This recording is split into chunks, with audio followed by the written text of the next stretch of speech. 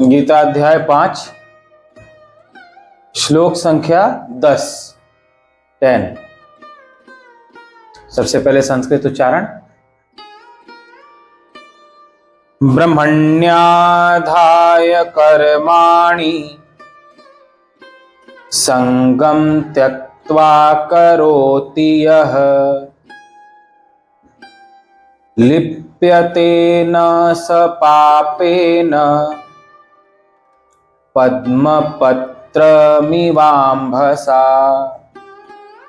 जो पुरुष सब कर्मों को परमात्मा में अर्पण करके और आसक्ति को त्याग कर कर्म करता है, वह पुरुष जल से कमल के पत्ते की भांति पाप से लिप्त नहीं होता।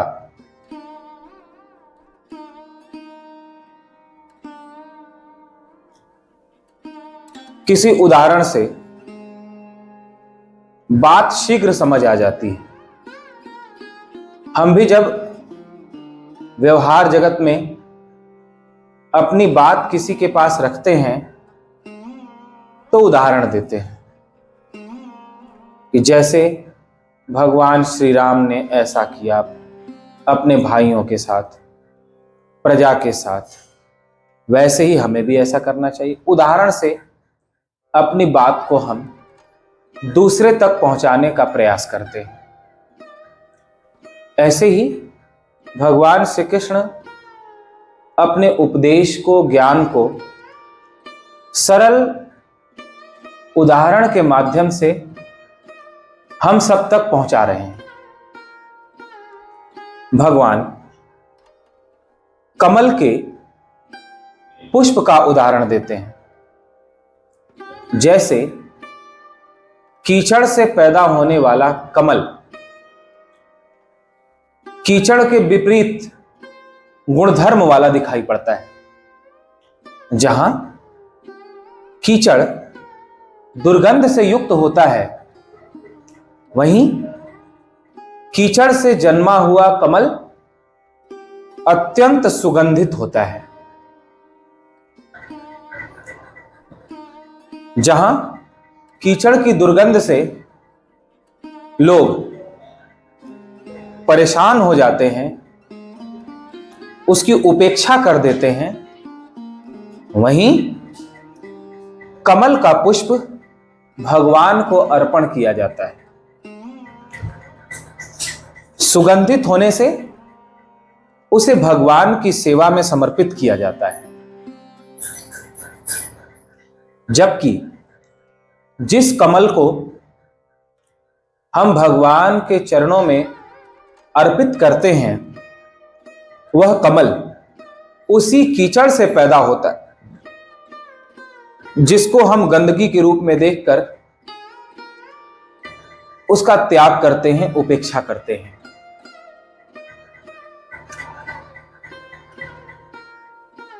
कीचड़ में कीड़ा भी पैदा होता है और कीचड़ में ही कमल भी पैदा होता है। दोनों कीचड़ से ही पैदा होते हैं, लेकिन दोनों में थोड़ा अंतर होता है। कमल से, कीचड़ से यदि हम तुलना करें, कीड़ा कीचड़ से पैदा होकर कीचड़ में ही धंसता चला जाता है, तो वहीं कमल कीचड़ से पैदा होता तो है लेकिन कीचड़ से बाहर निकल जाता है। कीचड़ का कोई भी दोष कमल को प्रभावित नहीं करता।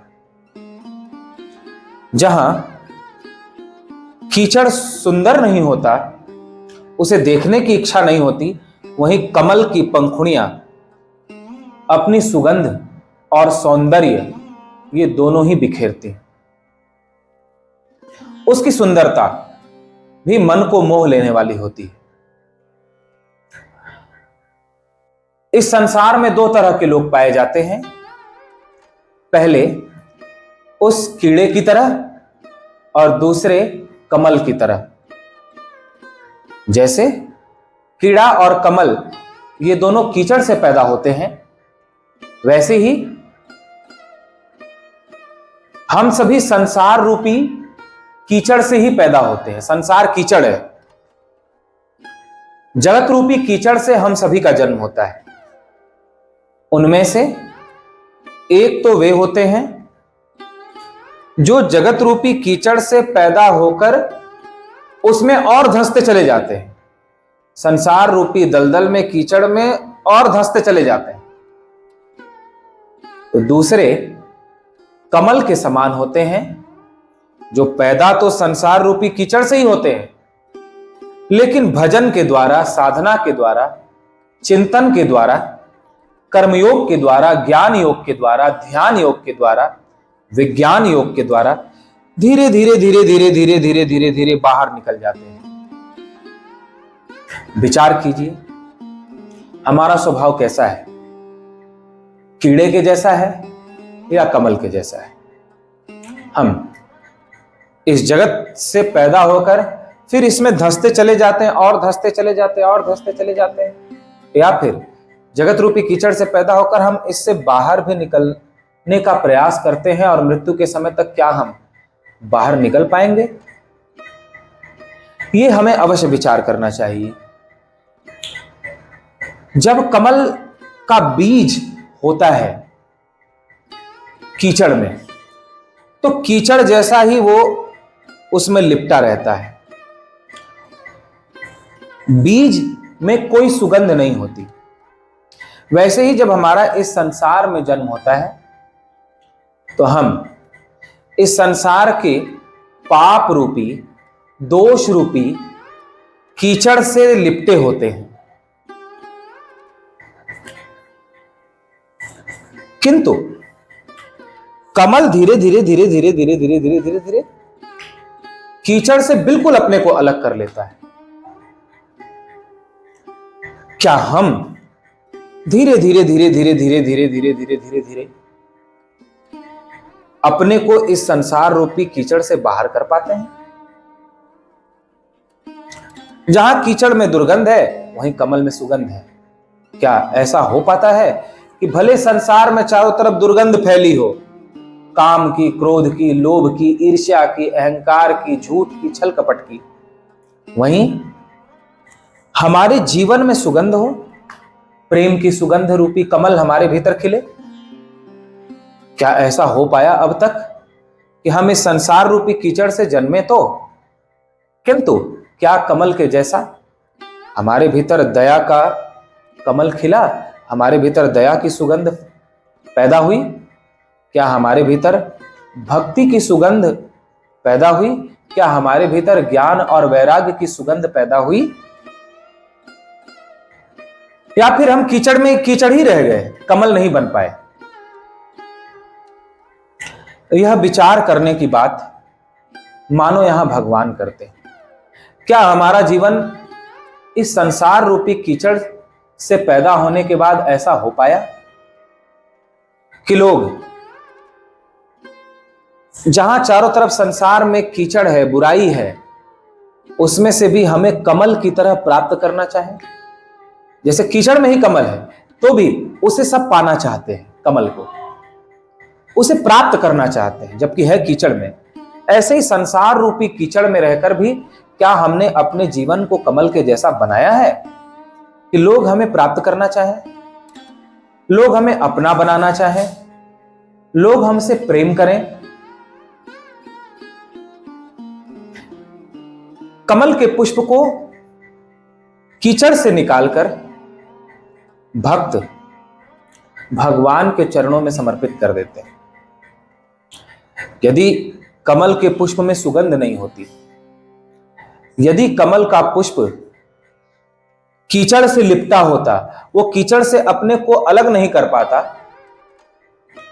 तो कोई उस कमल के पुष्प को बाहर निकालकर भगवान को नहीं चढ़ाता। क्या हमने अपने जीवन को ऐसा बनाया है कि कोई संत, कोई सद्गुरु हमारे जीवन रूपी पुष्प को इस संसार रूपी कीचड़ से निकालकर भगवान को समर्पित करें, भगवान के पास हमें भेजें? यदि हमारा जीवन कीचड़ ही रह जाए तो कैसे संत और सद्गुरु हमें निकालकर भगवान के चरणों में समर्पित करेंगे, क्योंकि भगवान को तो सुगंधित और सुंदर पुष्प समर्पित किया जाता है, न कि कीचड़। वैसे ही जब हम अपने जीवन को सुगंधित और सौंदर्य से परिपूर्ण करेंगे, तब तो कोई संत, कोई गुरु हमें भगवान के पास ले जाएंगे, भगवान का दर्शन कराएंगे। कीचड़ की भले सभी निंदा और उपेक्षा करते हों, लेकिन कमल की सभी प्रशंसा करते हैं। कमल की प्रशंसा में कवि कविताएं लिखते हैं, जैसे नव कंज लोचन कंज मुख कर कंज पद कंजारुणम। कंज कहते हैं कमल को, तो भगवान के चरण भी कमल के जैसे हैं, इसलिए हम कहते हैं चरण कमल। भजन भी गाया गया, चरण कमल बंदों हरि राई, चरण कमल बंदों हरि राई। मैं भगवान के चरण कमलों की वंदना करता हूं। चरण, फिर क्या कहा, कमल, यानी भगवान के चरण कैसे हैं, कमल के जैसे। मुख कमल, भगवान का मुख भी कमल के जैसा खिला हुआ है। भगवान के नेत्र कैसे हैं, तो नेत्र कमल, कमल के जैसे। भगवान के हाथ कैसे हैं, तो कर कमल, कमल के जैसे उनके कर हैं। इस प्रकार हर महत्वपूर्ण अंग की उपमा कमल से दी जाती है, लेकिन वो पैदा कीचड़ से हुआ है। कमल की कोई निंदा नहीं करता है, बल्कि प्रशंसा करता है, और प्रशंसा में उसकी जब उपमा देनी होती है तो भगवान के अंगों की उपमा दी जाती है कमल के द्वारा। ऐसा वह प्रशंसा का पात्र बनता है। तो क्या हमने इस संसार रूपी कीचड़ से पैदा होने के बाद भी अपने जीवन को ऐसा बनाया है कि संसार की भले ही निंदा हो, लेकिन हमारे जीवन की सभी प्रशंसा करें, स्तुति करें, हमारे जीवन को आदर्श माने? आज भगवान कमल के उदाहरण से हमें उपदेश कर रहे हैं और कहते हैं, जो मेरा भक्त है या सन्यासी है, वह इस संसार रूपी कीचड़ से पैदा होकर भी इसमें लिप्त नहीं होता। कैसे? पद्म पत्र मिवाम्भसा, कमल के पत्ते के जैसा। कमल के पत्ते पे जल नहीं टिकता, कीचड़ उस पे लगेगा भी तो सड़क के नीचे चला जाएगा, उस पे टिकेगा नहीं। उस कमल के पत्ते पर तो सुगंधी रहेगी। ऐसे ही संसार की बुराई हमारे जीवन में आएगी भी, कोई बुराई देगा भी, चारों तरफ बुराई फैली हुई है, लेकिन वो हमारे जीवन पर, भक्त के जीवन पर टिकती नहीं है, सरक कर निकल जाती है, जो भक्त हैं, संत हैं। तो भगवान कहते हैं कि वह पुरुष जल में कमल के पत्ते की भांति पाप से लिप्त नहीं होता। कमल के पत्ते की भांति या कमल पुष्प की भांति हम कैसे बने? कई महत्व इसके मैंने बताए। कमल का पुष्प सदा प्रशंसनीय होता है। कमल के पुष्प की प्रशंसा में भगवान तक की तुलना की जाती है, भगवान तक की उपमा दी जाती है। भगवान के नेत्र कमल के जैसे, मुख कमल के जैसे। कमल को भगवान को चढ़ाया जाता है। कमल को सब कीचड़ में जाकर के भी प्राप्त करना चाहते हैं। ऐसा जीवन जो यह हमें प्राप्त हुआ है, वो संसार रूपी कीचड़ से ही तो पैदा हुआ है। ये हम कमल के जैसा जीवन अपना कैसे बनाएं? तो इसके लिए भगवान बताते हैं, ब्रह्मण्याधाय कर्माणि, जो पुरुष सब कर्मों को परमात्मा में अर्पण करता है। परमात्मा में अर्पण करने का तात्पर्य परमात्मा के लिए ही करता है और परमात्मा का स्मरण करते हुए करता है। जो भी कर्म केवल परमात्मा को प्रसन्न करने के लिए, परमात्मा को समर्पित करके, परमात्मा के ऊपर हानि लाभ छोड़कर किया जाए, वह कर्म परमात्मा को समर्पित कर्म माना जाता है। तो कहते हैं, जो पुरुष सब कर्म परमात्मा में अर्पण करके और आसक्ति को त्याग कर, अपना न मानकर आसक्ति को त्याग कर करता है, वह जल में कमल के जैसा हो जाता है, जो पाप से लिप्त नहीं होता। फिर से सुनेंगे, जो समस्त कर्म परमात्मा को समर्पित करके करता है और आसक्ति यानी लगाव, ममता छोड़कर करता है, अपना मानकर नहीं करता, वह जल में कमल की भांति पाप से लिप्त नहीं होता। अतः हम सबका यह परम कर्तव्य है कि हम जन्मे तो कीचड़ से, लेकिन फिर कीचड़ ही न बन जाए, बल्कि हमारे जीवन में ऐसी सुगंध बिखरे, ऐसी सुगंध बिखरे कि जब उस रास्ते से कोई संत जा रहे हों, भक्त जा रहे हो, तो कहें अरे वाह, ये कमल कितना सुगंधित है, इसे हम भगवान को समर्पित करने ले चले। वह हमें फिर कीचड़ में सड़ने गलने के लिए ना छोड़ दे। जब हम सुगंध बिखेरे तो उस सुगंध से आकर्षित होकर अपने आप कीचड़ से हमें बाहर निकालने कोई संत और भगवान तक पहुंचा दे।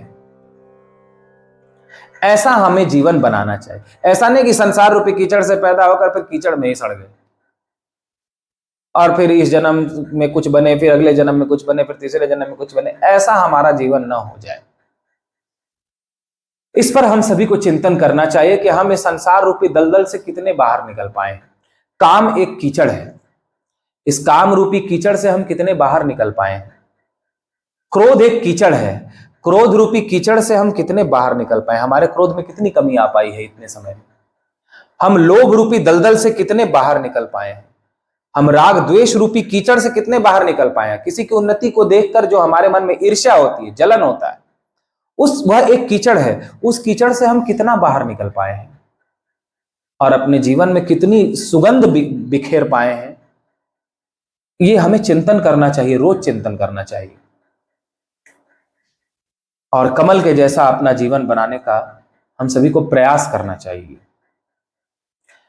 यह श्लोक बड़ा महत्वपूर्ण श्लोक था आज का, जिस पे सभी को विचार करना चाहिए और अपने जीवन में उतारने का प्रयास करना चाहिए। तब यह कमल जैसा जीवन भगवान के चरणों में समर्पित हो पाएगा, भगवान के योग्य हो पाएगा। बोलिए गीता माता की जय।